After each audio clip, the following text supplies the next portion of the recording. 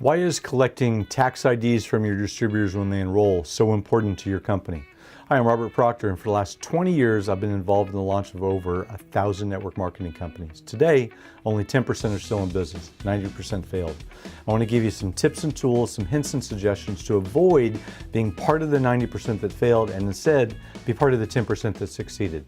So this question actually comes from working with a client this week that wanted to remove the ability to collect tax IDs when distributors were enrolling in their website because they thought they could get more distributors enrolling, or because of security these days. We look at Equifax and Walmart and Target, and everybody has been hacked over the last couple of years. They thought if they removed the tax ID, they would get more distributors to enroll. Well, we can do that, and your software company can do that, but let me give you an example of what happened with a client that did that a few years ago. We had a client that asked us to remove the collection of income tax ID, that you, as a company owner, are required to report to the IRS if your distributors earn more than $600 a year. So we had a company a few years ago asked us to remove it, and we did. We warned them that they shouldn't. They went ahead and asked us to remove it. Well, about 2 years later, they got audited by the IRS, and come to find out, they had 70 distributors that had earned more than $600 that they reported to the IRS that they didn't have the tax IDs on. And when they went to get those tax IDs, those distributors were gone, or they didn't want to give them their tax IDs, and guess what ended up happening?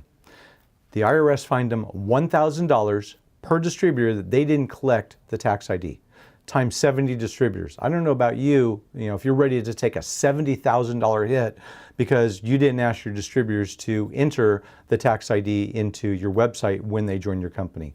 As an additional precaution, I would suggest that in your back office, you have the ability to download a W-9 for your distributors, and that they fill it out, send it into your company, and maybe you give them their first 1 or 2 checks that they earned before you get the form, because you want to put money in distributors' hands as quickly as possible, but you don't pay them their third and on commission checks until you've actually got a printable, signed W-9. Because the IRS says if you have a printed W-9 that's signed on file and you get audited, and that distributor hasn't paid their taxes, they can't come back after you because you actually collected and got that W-9.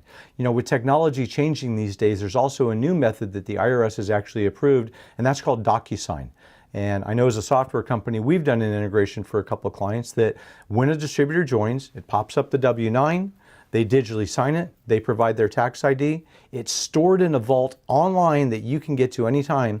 So when you get audited, not if, but when these things are going to happen, let's face it, one day you may get audited, or you probably will get audited, you've got all that information to show the IRS, and you're not going to get fined that $1,000.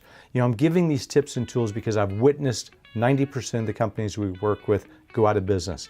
If you think I can give you some value, maybe help you with the launch of your company, what you should do, what you shouldn't do me a favor. Give me a call, fire me an email. It's right here on this webpage.